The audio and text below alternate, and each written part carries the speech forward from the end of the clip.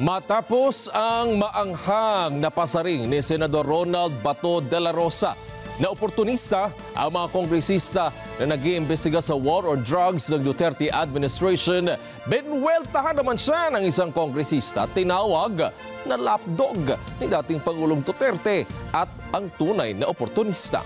Makibalita tayo kay Mean Corbera. Umiinit pa ang bangayan sa pagitan ni Senador Ronald Bato de la Rosa at ng mga kongresista. Nitong Biyernes, tinawag na oportunista ni de la Rosa ang mga kongresista na nag-iimbestiga sa war on drugs noong Administrasyong Duterte. All those who are so fast in changing their stand, in changing their views, and changing their... all I can say is that these people are so opportunistic. They forget their principles. Mas pinaprioritize nila yung opportunity. Whatever that opportunity is, sila lang nakakaalam. Pero binweltahan ni Antipolo Congressman Romeo Acop si de la Rosa. Tinawag pa ni Acop na loyal lapdog ni Duterte si de la Rosa at ito raw ang tunay na oportunista.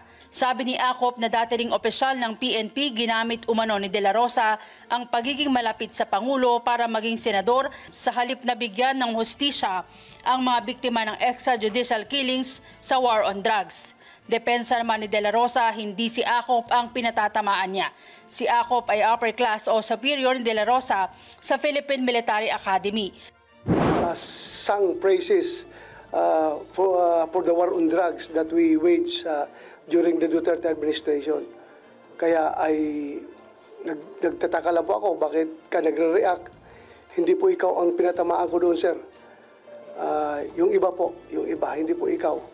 Kaya po, I'm very sorry kung you reacted that way. I have high respect to General Acop, to Congressman Acop. Isa yan sa mga PMER na naging politiko na hinahangaan ko. Dalawa yan sila ni Senator Lacson, aking iniidolo ng mga PMER turned legislator. Pero nanindigan siya sa kanyang mga naunang alegasyon laban sa mga mambabatas. Fishing expedition umano ang ginagawa ng mga kongresista na nag-iimbestiga sa war on drugs. Meron lang ibang kasamahan mo dyan na, let's face it, totoo naman talaga, na kung sing ng praises towards Duterte and war on drugs before, ay ngayon kung makatira sa war on drugs, wagas. Yun lang po, I'm just being frank. Pero hindi po ikaw yun, sir. I never heard you sang praises towards the war on drugs. I never observed you to be sip-sip yung ginagawa mo. Alam mo yung ginagawa mo. Pero sorry lang po, nagtataka lang ako bakit ikaw ay nagre-react. Hindi po, kung gusto mong malaman kung sino yung pinatamaan ko, sir, alam mo naman siguro, nakikita mo dyan, nasa kasamahan mo lang dyan. Just look around you. Maghahain naman ng resolusyon si de la Rosa para paimbestigahan sa Senado ang mga bagong aligasyon ng dating intelligence officer na si Jimmy Guban. Ipapatawag niya ng Senado ang mga personalidad na pinangalanan ni Guban dahil illegal drugs ang pinag-uusapan. Wala man akong kinatakutan sa kanilang magtanong sa akin. Yun lang, I don't want to become the president in breaking the tradition of interparliamentary courtesy. Magiging president na, so lahat ng senador, 24 lang kami dito.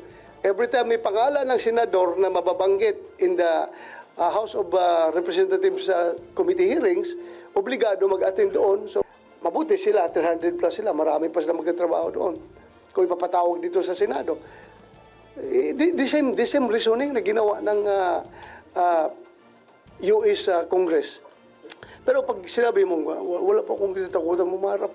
Kung gusto ninyo, mag-usap na. Mean Corbera para sa Mata ng Agila, matatag, matapang, matapat. Maraming salamat sa inyo pong pagsubaybay sa Mata ng Agila Primetime. Para malaman ang matatag, matapang at matapat na mga balita, i-follow lamang at mag-subscribe sa @Net25 TV.